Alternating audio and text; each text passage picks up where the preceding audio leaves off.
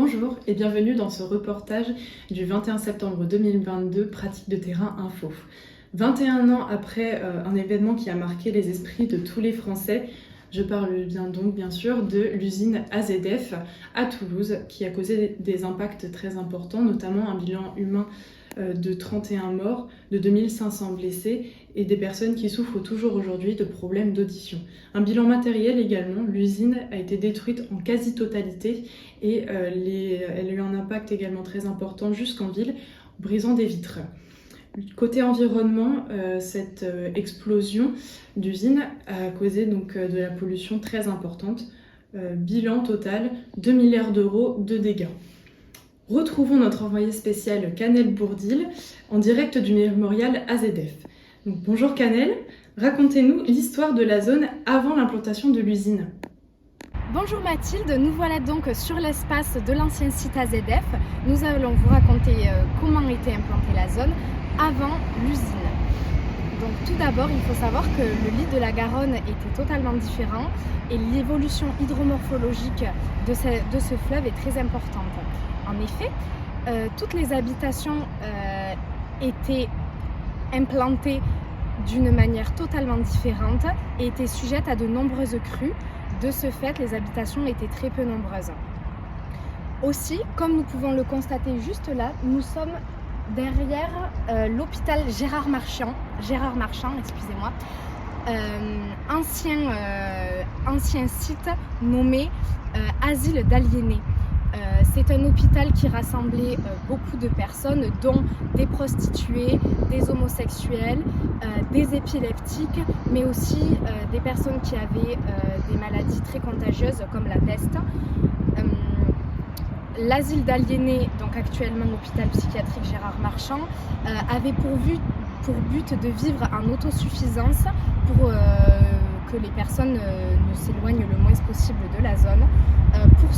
Pour ce faire, elle se servait de la Garonne comme moyen d'énergie en ayant créé un moulin à eau, donc c'est très important.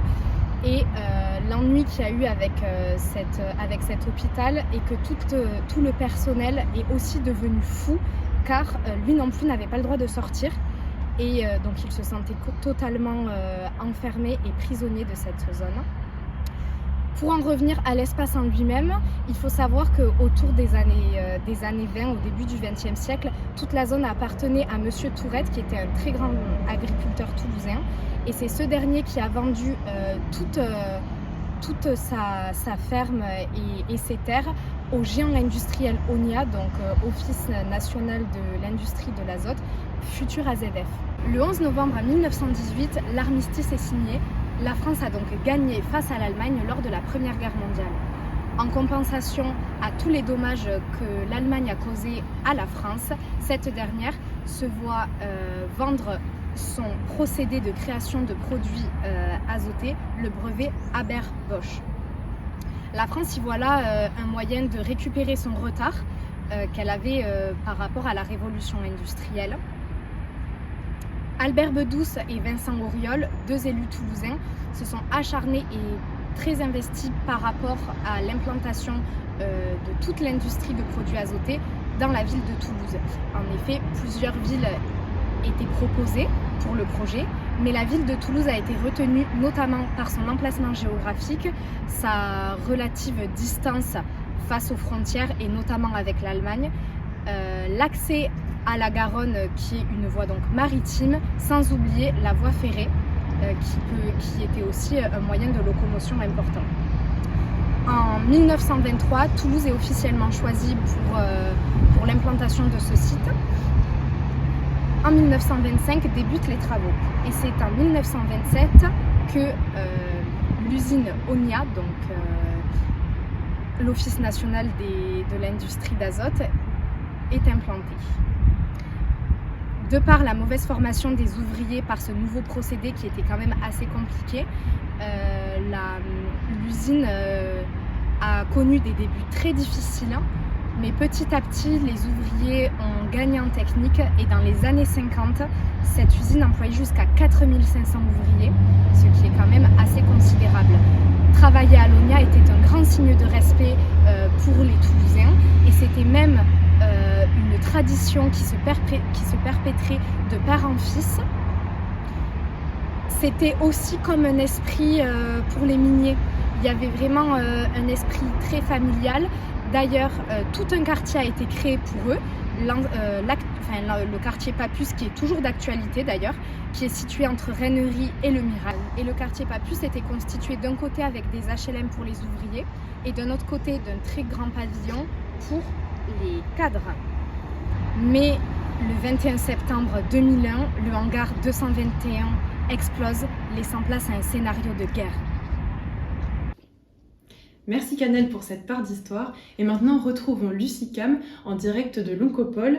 Lucie, que pouvez-vous nous dire sur le réaménagement de la zone ?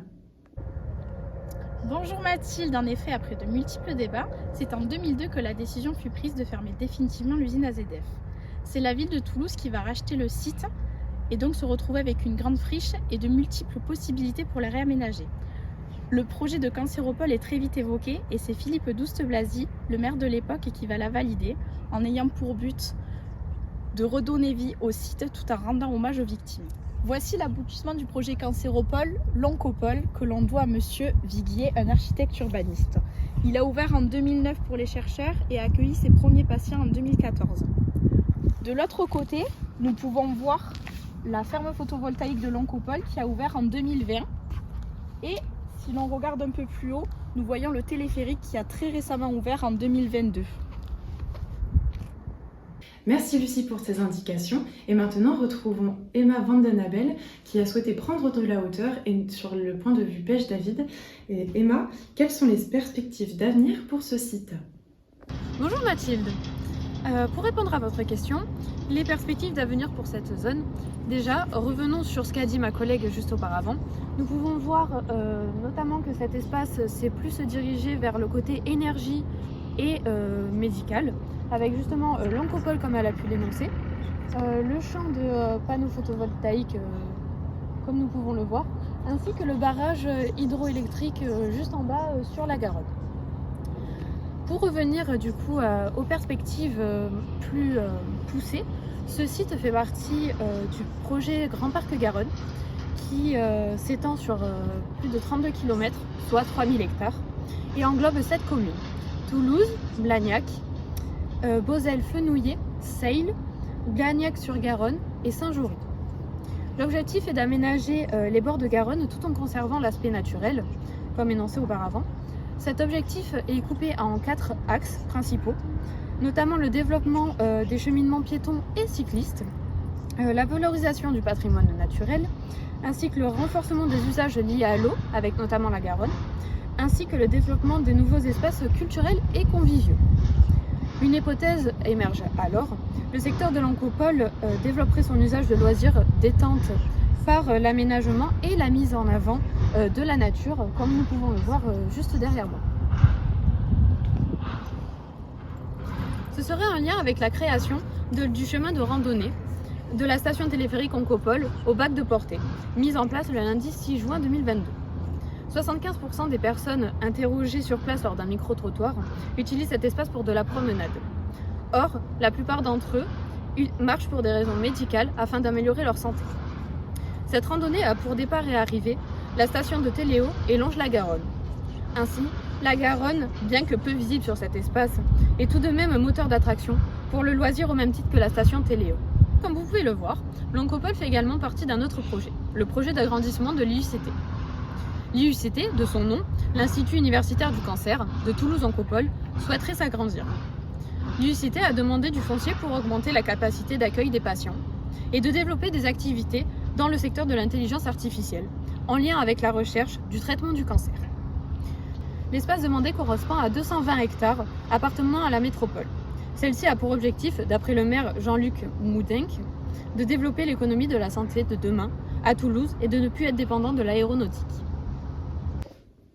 Merci à toutes nos envoyées spéciales, merci à vous de nous avoir suivis et rendez-vous la semaine prochaine pour un nouvel épisode.